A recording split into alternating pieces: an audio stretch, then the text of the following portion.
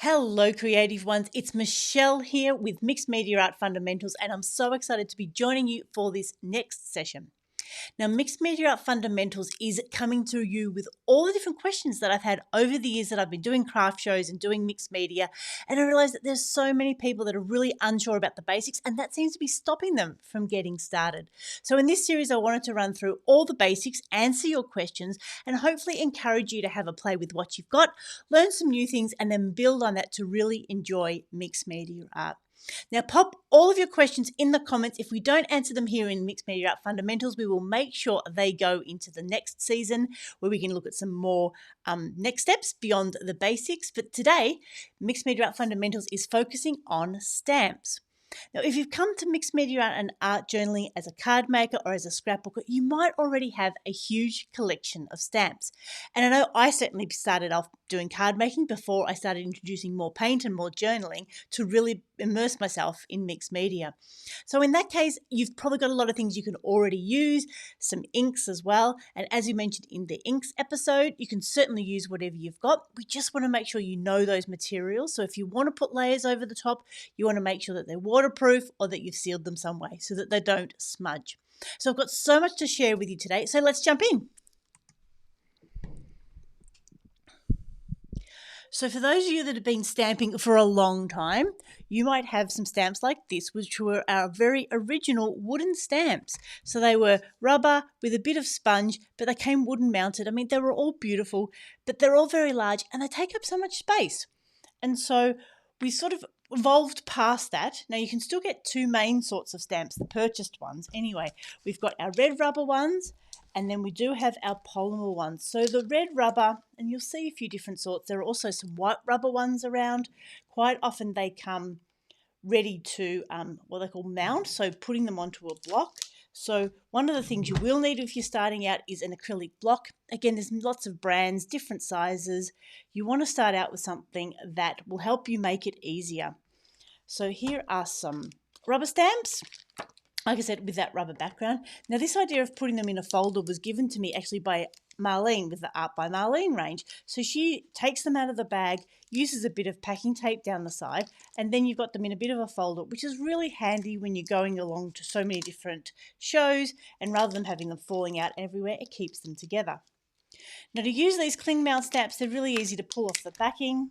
You pop them onto your block, and then away you go. Now, of course, that can make lining up hard sometimes, but again, using stamps in mixed media, we're not always trying to get really accurate alignment like we would if we were card making. We can very much do it by eye and just figure out where to put it. So they're the red rubber stamps. Likewise with the polymer stamps. Now, these are black because they've had a huge use over the years.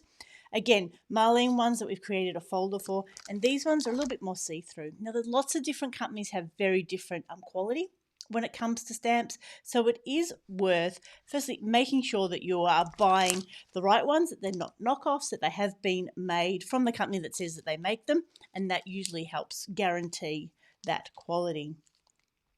And there are just so many different stamps. So Art by Marlene's got a range. Now she's got a combination of the rubber stamps and the polymer stamps. You can get stamps with alphabets, which is really flexible because then you can make different words from them. Vicky P and Stamperia, they do a range of polymer stamps as well. So again, fun little stamps. We've got darkroom doors. Now theirs come in a set, and then comes with the red rubber and already mounted. You do need to cut those up, so just give yourself a little bit of time to do that. Dina Wakley stamps, and again, Tim Holtz and all the others have a range as well, and they're cling mounts ready to go. Come off the backs. And there's endless ones that I've collected over the years. Here's some thinner red rubber ones without the sponge backing, so that can work just as well. Scrap FX have a range of foam stamps, and they're just on the plastic backing, so they can be fun with paints. Another alphabet set here by Basic Grey. Again, just a fun little set to have an alphabet for, then you can make up any words you want. And then foam stamps as well. So art foamies work really well with both inks and with paints. And then you can make your own stamps. So here I've taken some high density foam and cut it up. and used a hot glue gun to mount it onto the board. Haven't used it yet, which is why it's so clean. And then we can also use found objects as well. So probably more so with paint than with inks, but easily some things that create circles, things that make lines. We have so many things around the home that we could really use. Now, sometimes we use stamps as focal points, which particularly when we're card making. So here I've got an art by Marlene, her lady. I've stamped it here, coloured her in, and then popped her into this art journaling scene. But if you look closely, you can also see I've got a stamp here with a sentiment, but I've also stamped that sentiment around. I've got some other stamping here.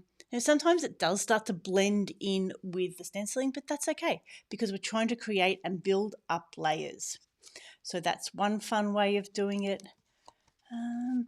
You can use stamps again as a focal point here. So I've stamped them and then actually use gesso to mark out the background to help them sit forward.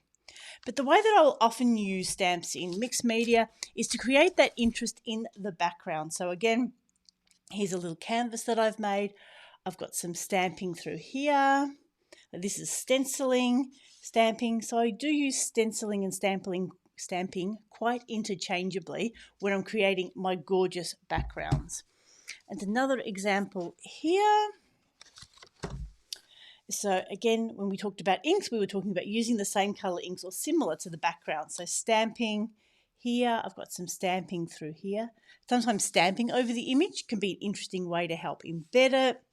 More stamping through here. And I can see the stenciling, and then I've got some doodling here as well. So it really is a fun way to add those little bits into the background that sort of catch your eye and give it some interest in using it more than once. So let's stamp something. So I've got my art journal here.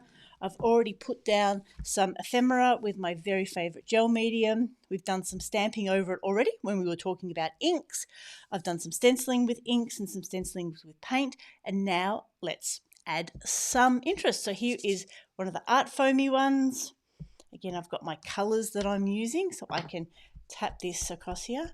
And again, we're not trying to get a really great image, and it's fun to put it somewhere, twist it around, stamp it somewhere else, and get that ghost print. So we're starting to get some depth and interest in our piece. Now, quite often with mixed media, you want to make sure you're using odd numbers, so I can just keep stamping that until it has nearly worn out. So there we go. And then I might want to add some interest. So it might be, maybe a bit of writing, but again, not so much that it sort of blocks out what we're trying to do. So adding that onto the mount, using the ink to go over it. And again, I'm using archival ink because I know that it's waterproof. So once it dries, it won't smudge if I'm laying something over the top of it. And then, let's put it out here. And you can see how I'm overlapping it, creating some interest. And it just doesn't really matter that we can't exactly read it. It just gives us that interest. Our eyes do pick up letters and font and text as well. Now, to clean them, you can either stamp them out on scrap paper, give them a wipe with a baby wipe. There are a few companies that do stamp cleaning as well.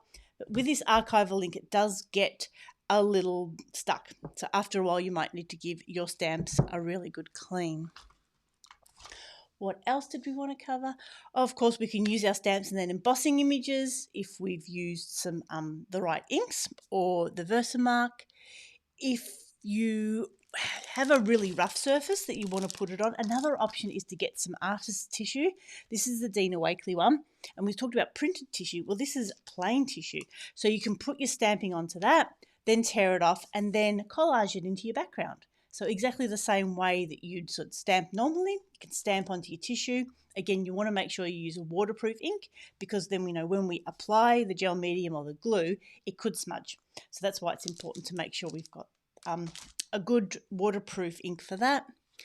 And then lastly, if you're having trouble with stamping, an old stamper's trick, if you've got some very high density foam, some of the sets used to come with it, you can actually put that underneath your piece and that can sometimes give you a better impression. Sometimes these bigger stamps, and it depends how they've been stored, they might not be perfectly flat. This is certainly not the case with this one, but if we're having trouble getting the middle of the image, we want to make sure that we that we have something underneath it. So the other thing to talk about, again, some really basic fundamentals from stamping. If we have a look at this piece, if I wanted to stamp this here, I might, rather than use the colours I've already got, use something like a grey and then stamp it on. And again, for those that you've been stamping and scrapbooking for a long time, it might seem quite obvious, but you don't have to use a stamping platform as well, but that could be handy. But I'd like to say you hold it where you want it, hold your breath, straight down, give it a really good push. We don't want to move it, which isn't too much of a problem on waterproof paper, but sometimes if you're on a slippery surface, it can move. Then we want to hold our breath and then come straight up. And we can see there that we've got that. And again, it's not a perfect image, but that's okay. It's just added some really interesting texture and visual interest into that corner. But if you do have trouble stamping, like I said, onto the tissue, putting the foam under it can be quite helpful as well. And then give that a quick wipe with a baby wipe. Now, you can get stamping platforms which are really good if you're doing lots of different copies of the same thing for card making. We tend not to use them for art journaling because the pages don't fit. Again, if you had a journal where you could take the pages out, you could certainly put it into a stamp press and bring it back. But again, that's not the type of stamping we're trying to do here. If I had something like this, and it does have a very square outline, I might not want to use the whole thing. So I could still, now that I've used a bit of grey, I might add a bit more grey in.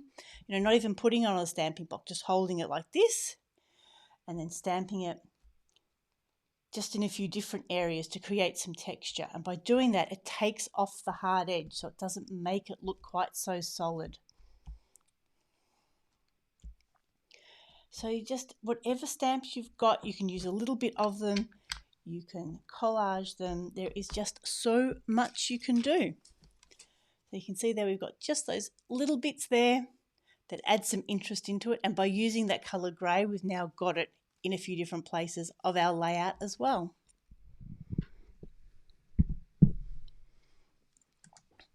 So I hope that's given you some really good ideas about using stamps in your mixed media art. Again, a lot of you have already got a whole heap of stamps, so dig out the ones that might be more abstract or text, or even just things that you could use in the background. So it doesn't matter if it's a polymer stamp or a rubber stamp, whether you've got it on a wooden block or you just want to use it by hand. We do want to make sure we're using an ink that if we're going to put glue on top of it, it's not going to smudge, so a waterproof ink is always good. And we can certainly emboss them as well, but we want to leave that to one of our top finishing layers, not using it for that interest in the background. So I hope you found this episode of Mixed Media Fundamentals interesting. Please pop your questions in the comments, give us a thumbs up, a like, share us with your crafty friends, and of course subscribe to our channel so we can continue to bring you inspiration. So this is Michelle signing off. I hope you have a crafty day.